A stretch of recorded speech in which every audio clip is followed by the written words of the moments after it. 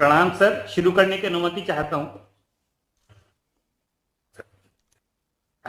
रक्षा के क्षेत्र में बजट अनाउंसमेंट 2022-23 पर आयोजित आज के सेमिनार में माननीय प्रधानमंत्री श्री नरेंद्र मोदी जी, रक्षा मंत्री श्री राजनाथ सिंह जी, रक्षा राज्य मंत्री श्री अजय भट्ट जी, सेना के एयर चीफ मार्शल चौधरी और आर्मी और नेवी के senior officers, secretary DRDO, virtual माध्यम से जुड़े हुए इंडस्ट्री कैप्टन्स जिनकी संख्या 1000 से भी ज्यादा है, यंग और डायनेमिक स्टार्टअप इनोवेटर्स और अन्य सभी गणमान्य मेहमानों का हार्दिक स्वागत है।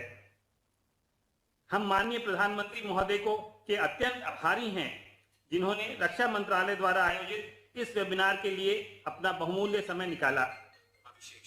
आज का यह वेबिनार आह्वान है कि देश रक्षा के क्षेत्र में पूरी तरह से आत्मनिर्भर हो सके और made in India, made for the world का मार्ग और प्रशस्त हो सके। सर, आज देश रक्षा के क्षेत्र में आत्मनिर्भरता के लिए नए आयाम जोड़ रहा है। डिफेंस इंडस्ट्रियल कॉरिडोर्स का निर्माण, 7 नई रक्षा कंपनियों का गठन जैसे ऐतिहासिक निर्णयों के साथ 2022-23 के एनुअल बजट के अंतर्गत कैपिटल आउटले में अभूतपूर्व बढ़ोतरी ऐसे सशक्त कदम हैं जो सैन्य सुधारों तथा आत्मनिर्भरता के राष्ट्र संकल्प को दर्शाते हैं।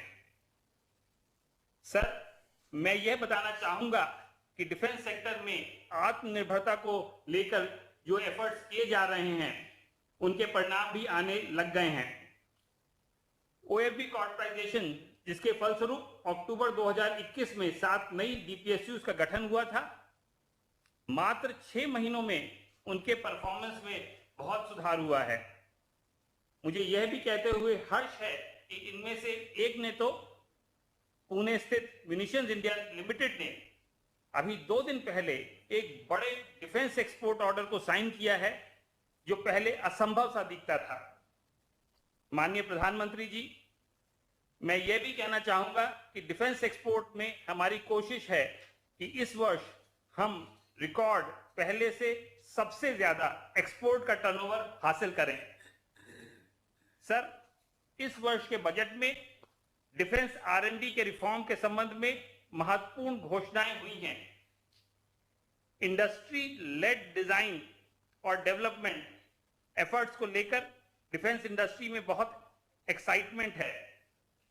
मैं माननीय प्रधानमंत्री जी को आश्वस्त करना चाहूंगा कि हम सभी मिलकर DRDO, industry, startup, services, defence R and D के नए आयाम को पहुंचने के लिए अपनी पूरी शक्ति से प्रयत्न करेंगे।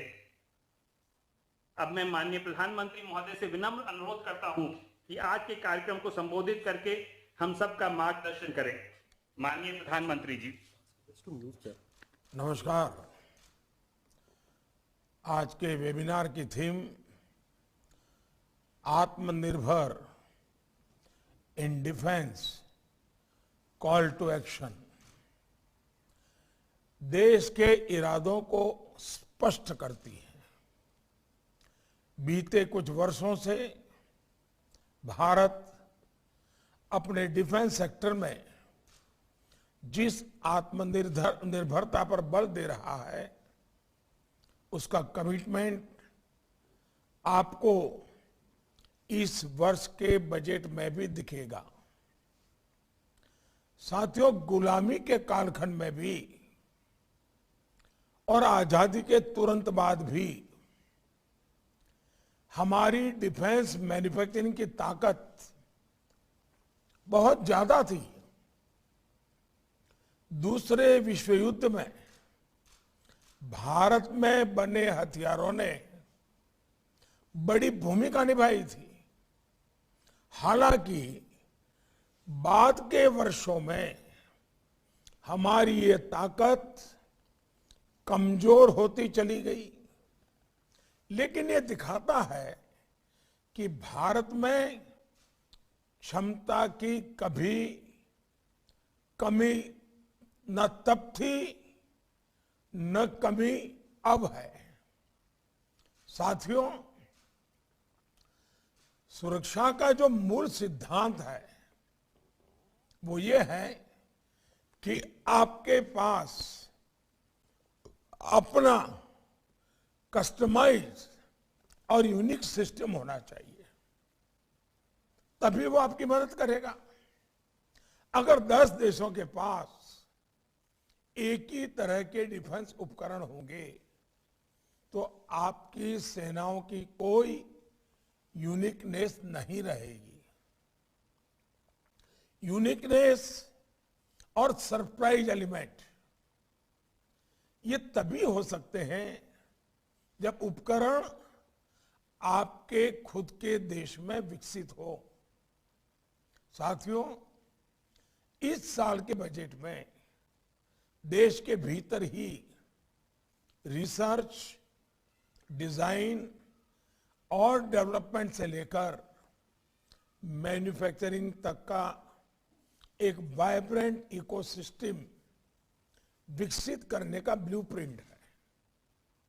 रक्षा बजट में लगभग 70% सिर्फ डोमेस्टिक इंडस्ट्री के लिए रखा गया है। डिफेंस मिनिस्ट्री अब तक 200 से भी ज्यादा डिफेंस प्लेटफॉर्म्स और इक्विपमेंट की पॉजिटिव इंडिजनाइजेशन लिस्ट जारी कर चुकी है। इस लिस्ट की घोषणा के बाद डोमेस्टिक प्रोक्योरमेंट के लिए लगभग 54,000 करोड़ रुपीस, करीब 54,000 करोड़ रुपए के कॉन्ट्रैक्ट साइन किए जा चुके हैं। इसके अलावा 4.5 लाख करोड़ रुपए से ज्यादा मूल्य के उपकरणों से जुड़ी खरीद प्रक्रिया भी अलग अलग स्टेजेज में है। बहुत जल्द तीसरी लिस्ट भी आने वाली है। ये दिखाता है कि हम देश में ही डिफेंस मैन्युफैक्चरिंग को किस तरह सपोर्ट कर रहे हैं। साथियों, जब हम बाहर से अस्त्र शस्त्र लाते हैं तो उसकी प्रक्रिया इतनी लंबी होती है कि जब वो हमारे सुरक्षा बलों तक पहुंचते हैं तब तक उसमें से कई आउटडेटेड हो चुके होते हैं। इसका समाधान भी आत्मनिर्भर भारत अभियान और मेक इन इंडिया में ही है। मैं देश की सेनाओं की भी सराहना करूंगा कि वो भी डिफेंस सेक्टर में भारत की आत्मनिर्भरता का महत्व समझते हुए बड़े महत्वपूर्ण निर्णय ले रहे हैं। आज हमारी फौज के पास भारत में बने साजो सामान होते हैं तो उनका आत्मविश्वास, उनका गर्व भी नई ऊंचाई पर पहुंचता है। और इसमें हमें सीमा पर डटे जवानों की भावनाओं को भी समझना चाहिए। मुझे याद है जब मैं सत्ता के किसी गलियारे में नहीं था, मेरी पार्टी का काम करता था, पंजाब मेरा कार्यक्षेत्र था, तो एक बार वाघा बॉर्डर पर जवानों से गपशप करने का मौका मिल गया। वहां जो जवान तैनात रहते थे उन्होंने चर्चा के दौरान मेरे सामने एक बात कही थी और वो बात मेरे मन को छू गई थी। उन्होंने कहा था कि वाघा बॉर्डर पर भारत का जो गेट है वो हमारे दुश्मन के गेट से थोड़ा छोटा है, हमारा गेट भी बड़ा होना चाहिए, हमारा झंडा उससे ऊंचा होना चाहिए। ये हमारे जवान की भावना होती है। हमारा देश का सैनिक इस भावना के साथ सीमा पर डटा रहता है। भारत में बनी चीजों को लेकर उसके मन में एक अलग स्वाभिमान होता है। इसलिए हमारे जो रक्षा उपकरण होते हैं उनके लिए हमें अपने सैनिकों की भावनाओं का आदर करना चाहिए। ये हम तभी कर सकते हैं जब हम आत्मनिर्भर होंगे। साथियों, पहले के जमाने में युद्ध अलग अलग तरीके से होते थे, आज अलग तरीके से होते हैं। पहले युद्ध के साजो सामान में परिवर्तन आने में दशकों लग जाते थे, लेकिन आज युद्ध के हथियारों में देखते ही देखते बदलाव आ जाता है। आज जो शस्त्र है उन्हें आउट ऑफ डेट होने में समय नहीं लगता है। जो आधुनिक टेक्नोलॉजी आधारित हथियार है वो तो और भी जल्दी आउट ऑफ डेट हो जाते हैं। भारत की जो आईटी की ताकत है वो हमारा बहुत बड़ा सामर्थ्य है। इस ताकत को हम अपने रक्षा क्षेत्र में जितना ज्यादा इस्तेमाल करेंगे हमें उतने ही सुरक्षा में हम आश्वस्त होंगे। जैसे अब साइबर सिक्योरिटी की बात ले लें, अब लड़ाई का वो एक हथियार बन गया है और वो कोई सिर्फ डिजिटल एक्टिविटी के लिए सीमित नहीं रह गई है, ये राष्ट्र की सुरक्षा का विषय बन चुका है। साथियों, ये भी आप भली भांति जानते हैं कि डिफेंस सेक्टर में हमेशा किस तरह का कंपटीशन रहा है।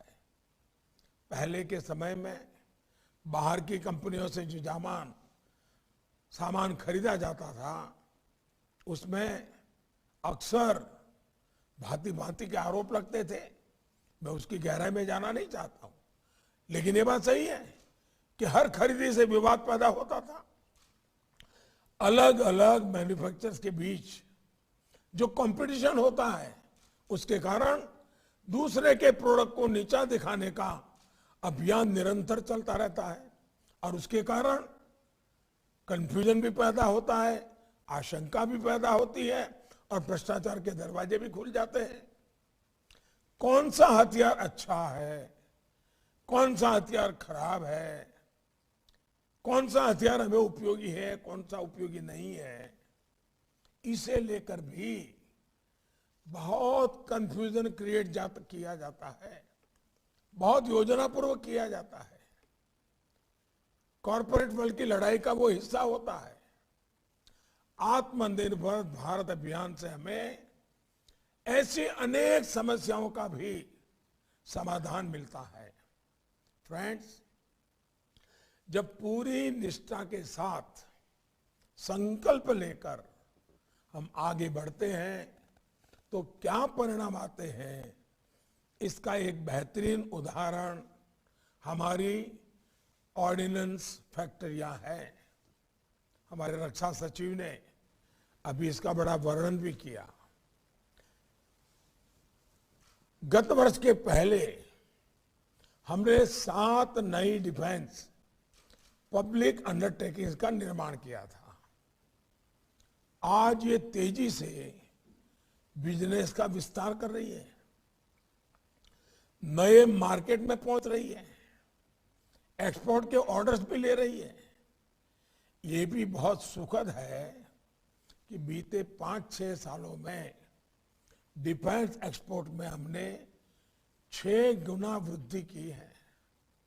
आज हम 75 से भी ज्यादा देशों को made in India defence equipments और सर्विसेज दे रहे हैं। मेक इन इंडिया को सरकार के प्रोत्साहन का परिणाम है कि पिछले 7 सालों में डिफेंस मैन्युफैक्चरिंग के लिए 350 से भी अधिक नए इंडस्ट्रियल लाइसेंस इश्यू किए जा चुके हैं, जबकि 2001 से 2014 के 14 वर्षों में सिर्फ 200 लाइसेंस जारी हुए थे। फ्रेंड्स, प्राइवेट सेक्टर भी डीआरडीओ और डिफेंस प्लस, डिफेंस पीएसयूज इसकी बराबरी पर आए। इसलिए डिफेंस आर&डी बजट का 25% इंडस्ट्री, स्टार्टअप्स और एकेडमिया के लिए रखा गया है। बजट में स्पेशल पर्पज व्हीकल मॉडल की व्यवस्था भी की गई है। ये प्राइवेट इंडस्ट्री के रोल को सिर्फ एक वेंडर या सप्लायर से आगे एक पार्टनर के रूप में स्थापित करेगा। हमने स्पेस और ड्रोन सेक्टर्स में भी प्राइवेट सेक्टर के लिए नई संभावनाएं बनाई हैं। उत्तर प्रदेश और तमिलनाडु के डिफेंस कॉरिडोर्स और इनका पीएम गति शक्ति नेशनल मास्टर प्लान के साथ इंटीग्रेशन देश के डिफेंस सेक्टर को जरूरी ताकत देंगे। साथियों, ट्रायल, टेस्टिंग और सर्टिफिकेशन की व्यवस्था का ट्रांसपेरेंट, टाइम बाउंड, प्रैग्मेटिक और निष्पक्ष होना एक वाइब्रेंट डिफेंस इंडस्ट्री के विकास के लिए बहुत जरूरी है। इसके लिए एक इंडिपेंडेंट सिस्टम समस्याओं को दूर करने में उपयोगी सिद्ध हो सकता है। इससे देश में जरूरी स्किल सेट के निर्माण में भी मदद मिलेगी। फ्रेंड्स, आप सभी से देश की बहुत सारी उम्मीदें जुड़ी हुई हैं। मुझे विश्वास है कि इस चर्चा से डिफेंस सेक्टर में आत्मनिर्भरता के लिए नए रास्ते बनेंगे। मैं चाहता हूं,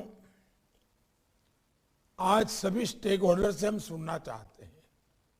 हम आप लोगों को लंबे भाषण देना नहीं चाहते हैं।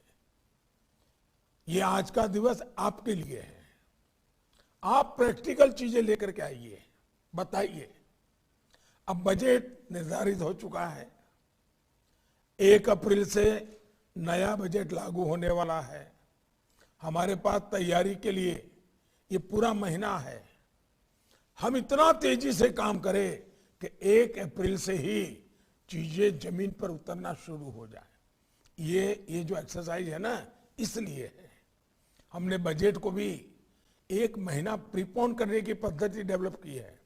इसके पीछे भी इरादा यही है कि हमें एक्चुअली बजट लागू होने से पहले सभी डिपार्टमेंट को, स्टेक होल्डर्स को, पब्लिक प्राइवेट पार्टनरशिप मॉडल को तैयारियां करने का पूरा अवसर मिले, ताकि हमारा समय बर्बाद ना हो।